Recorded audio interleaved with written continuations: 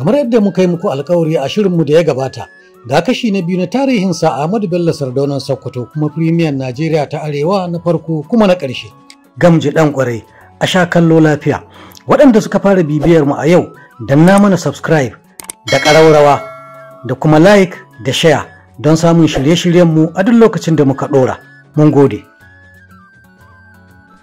A matsayinsa na Firimiyan Najeriya ta Arewa, Sa Ahmadu Bello ya ba da gagarumar gudunmuwa wajen haɗin kan mutanen Arewa tare da ci gabanta duk da bambancin addini da ƙabila na al'ummar Arewa.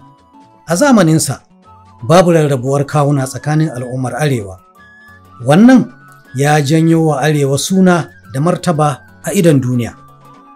A zamaninsa, an giggina makarantu a faɗin Najeriya ta Arewa don 'yan Arewa su samu ilimi. Wannan ya taka muhimmiyar rawa wajen samar da ma'aikata a faɗin arewacin Najeriya da kuma gwamnatin tarayya. Kaɗan daga cikin hukumomin da marigayi Sa Ahmadu Bello Sardaunan Sakkwato ya kafa sun haɗa da Jami'ar Ahmadu Bello da ke Zaria, da Kwalejin Kimiyya da Fasaha ta Kaduna wato Kaduna Polytechnic, da Kwalejin Koyon Aikin Gona da Kiwon Dabbobi da ke da rassa da dama a garuruwan arewacin Najeriya. A fannin tattalin arziki, ya kafa kamfanin zuba jari na Arewa wato NNIL, Bankin Arewa wato Bank of the North, da kamfanin bunƙasa masana'antu da kasuwanci a Arewa wato NNDC. Masakar Arewa Textile da ke Kaduna, da Gusau Textile Mills, da kamfanin siminti na Sokoto, da kamfanin Savannah Sugar da ke Numan a jihar Adamawa a yanzu, da kamfanin jaridar New Nigeria da Gaskiya ta fi Kwabo, da kuma Hamdala Hotel da dai sauransu.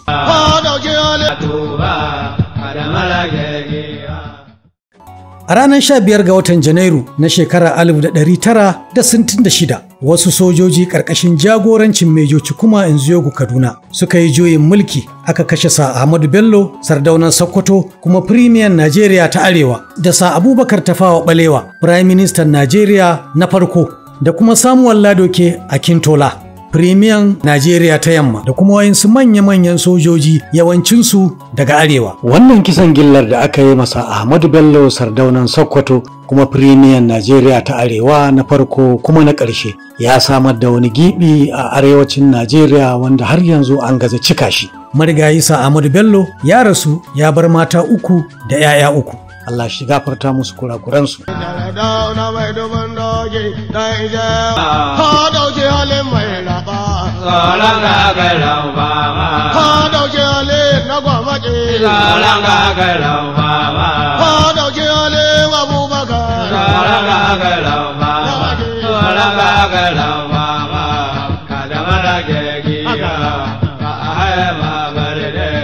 Ahmadu